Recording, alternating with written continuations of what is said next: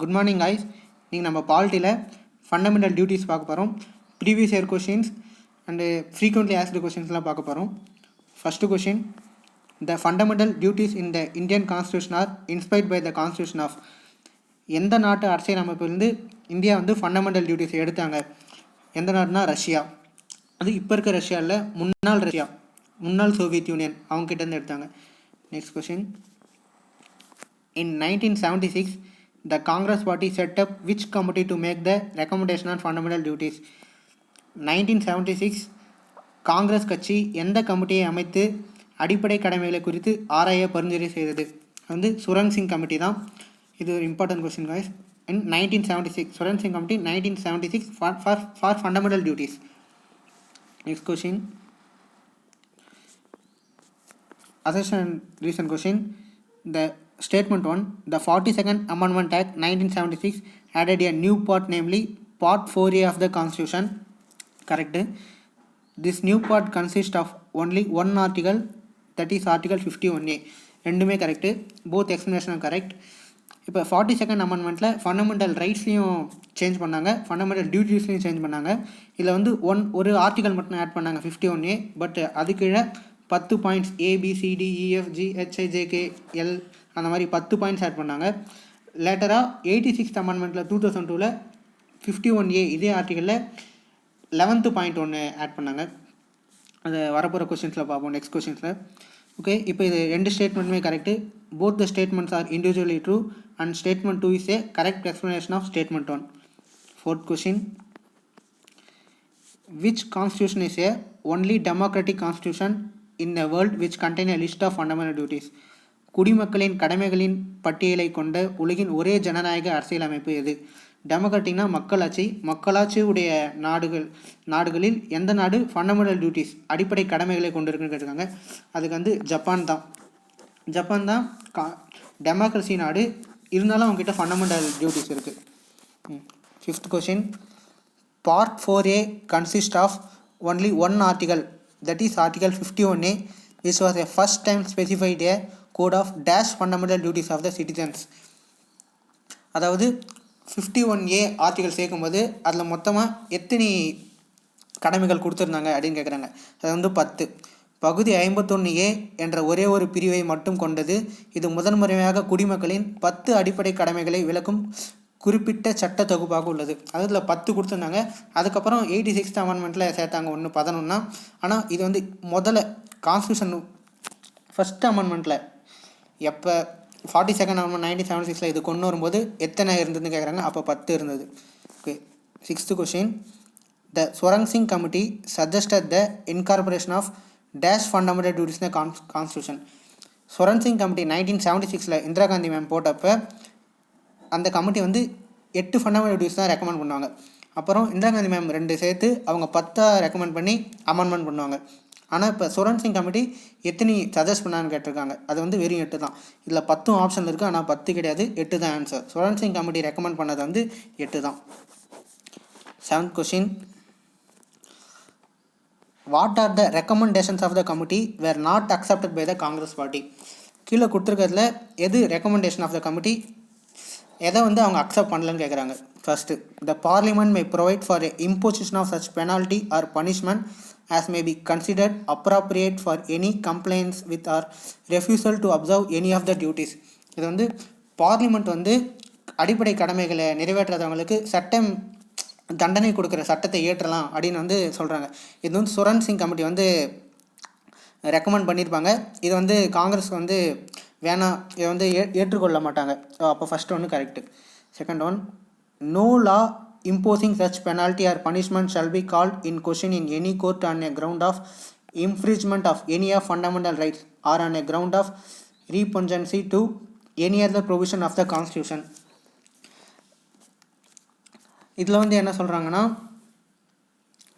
இப்போ ஃபண்டமெண்டல் ரைட்ஸுக்கு இருக்க மாதிரி ஃபண்டமெண்டல் டியூட்டிஸ்க்கும் பெனால்ட்டிஸ் கொடுக்கணும், அது கோர்ட்டால் இம்ப்ளிமெண்ட் பண்ண முடியணும் அப்படின்னு சொல்கிறாங்க. ஆனால் இதையும் ஏற்றுக்கொள்ள மாட்டாங்க.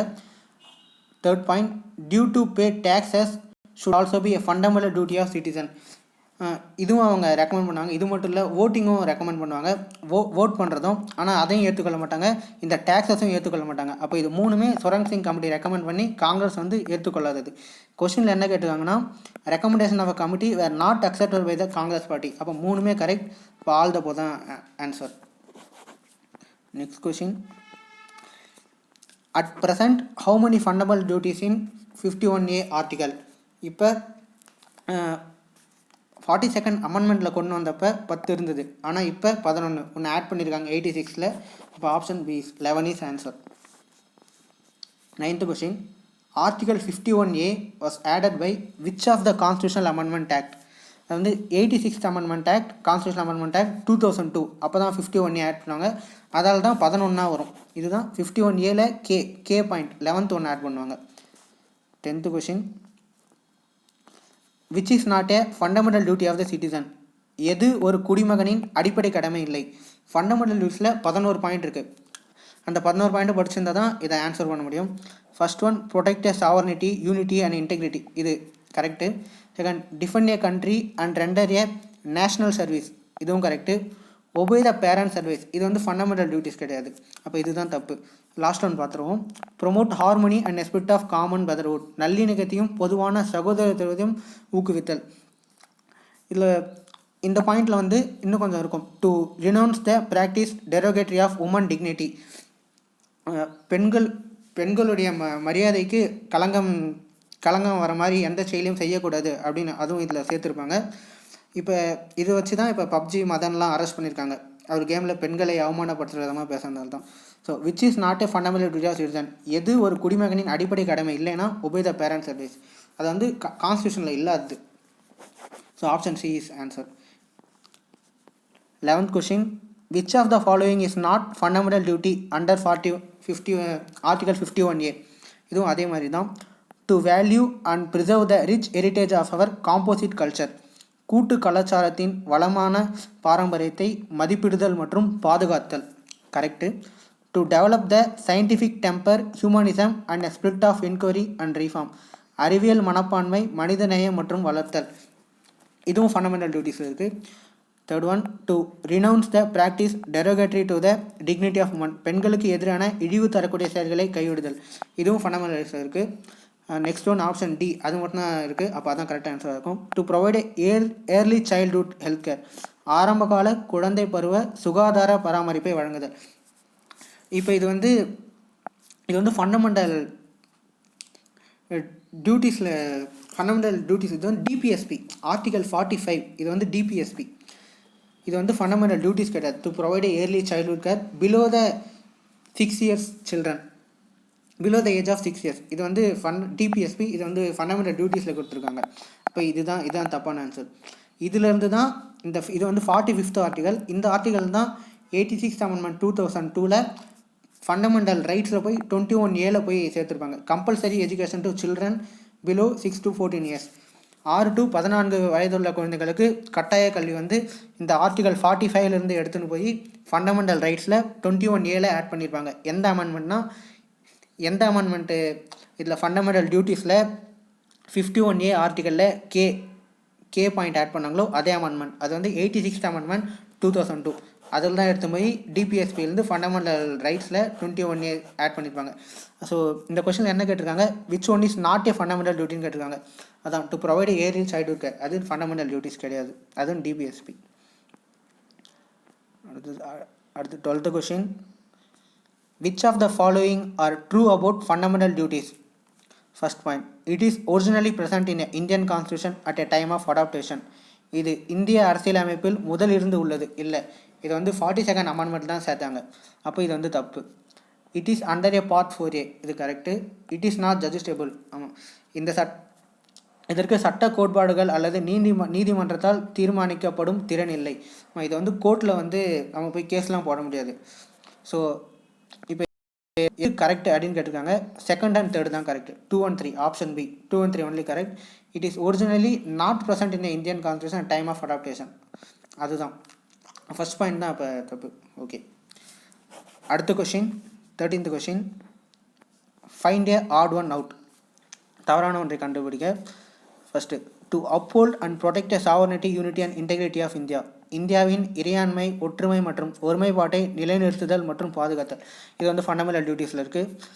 To defend the country and render national service when called upon to do so. நாட்டை பாதுகாக்க மற்றும் சேவை வழங்க அமைக்கப்படும் போது அதனை நாம் செய்ய வேண்டும், அழைக்கப்படும் போது அதனை நாம் செய்ய வேண்டும். இதுவும் correct. Prohibition of traffic in human being and forced லெவல். மனிதர்களின் போக்குவரத்து மற்றும் கட்டாய உழைப்பை தடை செய்கிறது. இது வந்து ஃபண்டமெண்டல் டியூட்டிஸ் கிடையாது, இது வந்து ஃபண்டமெண்டல் ரைட்ஸ். ஆர்டிகல் 24 இருக்குது.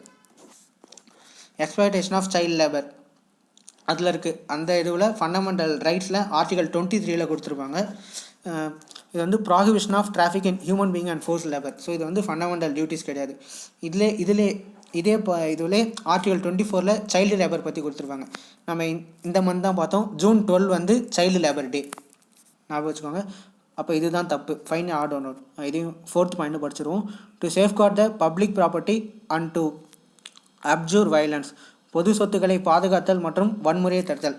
இதுவும் ஃபண்டமெண்டல் டியூட்டிஸில் இருக்குது. இப்போ எது ஆட் ஒன் அவுட்னா இந்த 3rd பாயிண்ட் தான், ஆப்ஷன் டி தான். Prohibition of traffic in human being, இது வந்து article 23.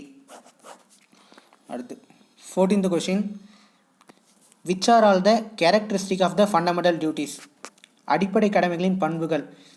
The constitution does not provide for the direct enforcement by the courts. இது கரெக்டு. கோர்ட்டால் டைரெக்டாக ஃபண்டமெண்டல் டியூட்டிஸ்க்காக போராட முடியாது. there is no legal sanction against their violation. இதுவும் correct. Fundamental டியூட்டிஸில் மீறினா எந்த தண்டனையும் கிடையாது. The parliament is free to enforce them by suitable legislation. Parliament நினச்சா அதுக்கு வந்து சட்டங்கள் ஏற்றிக்கலாம். அப்போ 3மே correct. So all the above is a answer. 15th question. Statement questions. Statement 1. Fundamental rights which extend to all persons whether citizens are foreigners. இது correct. இப்போ fundamental rights வந்து சிட்டிசன், ஃபாரினர்ஸ் 2 பேருமே பொருந்தோம். ஆனால் ஒரு சில ஃபண்டமெண்டல் ரைட்ஸ் வந்து சிட்டிசனுக்கு மட்டும்தான். அது எந்தெந்த ஃபண்டமெண்டல் ரைட்ஸ்னால் ஆர்டிகல் 15, ஆர்டிகல் 19, ஆர்டிகல் 29, ஆர்டிகல் 30. இது வந்து ஒன்லி சிட்டிசன்ஸுக்கு மட்டும்தான் பொருந்தும். இது வந்து ஃபாரினர்ஸ்க்கு வந்து பொருந்தாது. இப்போ ஆர்டிகல் 15 வந்து டிஸ்கிரிமினேஷன், ப்ராஹிபிஷன் ஆஃப் டிஸ்கிரிமினேஷன். இது வந்து சிட்டிசன்ஸ்க்கு மட்டும்தான். இது வந்து ஃபாரினர்ஸ்லாம் பொருந்தது. அடுத்தது article 19 protection of certain rights regarding freedom of speech. இது வந்து சாம் எஸ்பின்னு சொல்லுவாங்க. Speech, assembly, association, move freely, அந்த மாதிரி. இது வந்து ஆர்டிகல் 19. அடுத்தது article 29 protection of interest of minorities. அதுவும் சிட்டிசன்ஸ் மட்டும்தான். இப்போ இந்த ஆர்டிகல் 29 தான் தமிழ்நாட்டுக்கு வந்து ஜல்லிக்கட்டு அலோவ் பண்ணாங்க. இது article 30 rights of minorities to establish administration and educational institution. Minorities வந்து எஜுகேஷனல் இன்ஸ்டியூஷனில் அவங்க ஏற்படுத்திக்கலாம். இப்போ ஃபஸ்ட்டு ஸ்டேட்மெண்ட் வந்து correct. Second, the fundamental duties are confine to citizens only, not to extend to foreigners. இதுவும் கரெக்டு. இப்போ ஃபார் எக்ஸாம்பிள் இதில் வந்து பார்த்திங்கன்னா நம்ம கண்ட்ரியை வந்து பாதுகாக்கணும். அதில் வந்து ஃபண்டமெண்டல் டியூட்டிஸில் டு டிஃபெண்ட் த கண்ட்ரின்னு இருக்குது. ஃபாரினர்ஸ் யாரும் வந்து நம்ம கண்ட்ரியை பாதுகாக்க மாட்டாங்க. அப்போ fundamental duties are confine to citizen சொல்லி. அப்போ இதுவும் correct. So both the statement are individually true, but the statement 2 is not a correct explanation of statement 1. இது வந்து கரெக்டாக எக்ஸ்பிளைன் பண்ணல, பட் 2 ஸ்டேட்மெண்ட்டுமே correct. So option B is answer. Next question, 16th question. The fundamental duties mentioned in Part 4A of the Constitution have been criticized on which of the following grounds? First point, the list of duties is not exhaustive as it does not cover other important duties like casting vote, paying tax, family planning and so on. இந்த casting vote, paying taxesலாம் Swaran Singh committee 1976 recommend பண்ணுது. But Congress வந்து இந்த fundamental டியூட்டிஸை approve பண்ணலை. அப்போ இதுவும் ஒரு criticisation தான் ஃபண்டமெண்டல் டியூட்டிஸோட. Next point, some of the duties are vague, ambiguous and difficult to understand by common man. சில கடமைகள் தெளிவற்றனவாக இருப்பதால் சாமானியர்களால் புரிந்து கொள்ளப்படுவது கடினம். இதுவும் கரெக்ட் தான். ஸோ ரெண்டுமே correct. Both option 1 and 2 are correct. இந்த 2 பாயிண்ட்டுமே ஃபண்டமெண்டல் டியூட்டிஸை கிரிட்டிசைஸ் பண்ணுறது தான், விமர்சிக்கிற மாதிரி தான் இருக்குது. அடுத்த question, 17th question. Name the committee which has suggested for penalty or punishment for a non-performance of fundamental duties. இதுவும் சுரன் சிங் கமிட்டி தான் 1976 ஃபார்ம் பண்ணது. Next question, 18th question. Which committee on fundamental duties of the citizens 1999 identified the existence of legal provision for the implementation of some of the fundamental duties. குடிமக்களின் அடிப்படை கடமைகள் குறித்து எந்த குழு சில அடிப்படை கடமைகளை செயல்படுத்த சட்ட விதிகள் இருப்பதாக அடையாளம் கண்டது. இது வந்து எந்த குழுனா வர்மா கமிட்டி 1999 இது வந்து 2000 இதோட ரிப்போர்ட் வந்து சப்மிட் பண்ணாங்க வர்மா கமிட்டி. இந்த வர்மா கமிட்டி ரிப்போர்ட்டை வந்து NCRWC அதாவது national commission to review work of the constitution அது வந்து 2002 NCRWC 2002 செட்டப் பண்ணியிருப்பாங்க. அந்த கமிட்டி வந்து வர்மா கமிட்டியோட இந்த சஜஷன்ஸை வந்து பார்லிமெண்ட்டில் லாவாக மேக் பண்ணணும் அப்படின்னு சொல்லியிருப்பாங்க. அப்போ இது வந்து ஒரு இம்பார்ட்டன்ட் பாயிண்ட். எந்த committee fundamental duties of the சிட்டிசன்ஸுக்காக 1919 போட்டதுனா வர்மா கமிட்டி. இதில் ஆப்ஷனில் பாருங்கள் சொரன் சிங் கமிட்டி இருக்கும். இது வந்து 1976 போட்டது. இது வந்து 1999 வர்மா கமிட்டி தான். So next question 19th question. Which act prevents disrespect to the constitution of India, the national flag and national anthem? இந்திய அரசியலமைப்பின் எந்த சட்டம் தேசிய கொடி மற்றும் தேசிய கீதிய அவமதிப்பை தடுக்கிறது? Answer is the prevention of insult to national honour act, தேசிய கௌரவ அவமரியாதை தடுப்பு சட்டம். இதுதான் கரெக்ட் ஆன்சர். இப்போ செகண்ட் பி ஆப்ஷன் பார்த்தீங்கன்னா the protection of national honour act. இதுவும் கரெக்ட் மாதிரியே இருக்கும், கன்ஃபியூஸ் ஆகிடாதுங்க. தேர்ட் ஒன் பிக்கும் சிக்கும் த ப்ரிவென்ஷன் ஆஃப் இன்சல்ட் தடுக்கிறது தான் நோக்கமே தவிர தடுத்த அப்புறம் தண்டனை தர்றதுலாம் இல்லை. Prevention of insult to national honour act. Option C தான் answer. 20th question. Identify the wrongly matched pair. தவறான இணையை கண்டுபிடிக்க. First one the protection of civil rights act 1955. இது கரெக்டு. இதை பின்னால் இதுக்கு வந்து பேர் மாற்றிருப்பாங்க. The representation of peoples act 1951. இதுவும் correct. The wild life protection act 1972. இதுவும் correct. The forest conservation act 1982. இதுதான் தப்பு. ஃபாரஸ்ட் கன்சர்வேஷன் ஆக்ட் வந்து 1980 தான், 1982 கிடையாது. ஸோ இந்த வைல்ட் லைஃப் ப்ரொடெக்ஷன் 1972 மாதிரி ஃபாரஸ்ட் கன்சர்வேஷன் 1982ன்னு கன்ஃபியூஸ் ஆகிடாதுங்க. ஃபாரஸ்ட் கன்சர்வேஷன் வந்து 1980. Thank you friends. சேனல் சப்ஸ்கிரைப் பண்ணிக்கோங்க. நெக்ஸ்ட் வீடியோவில் பார்ப்போம்.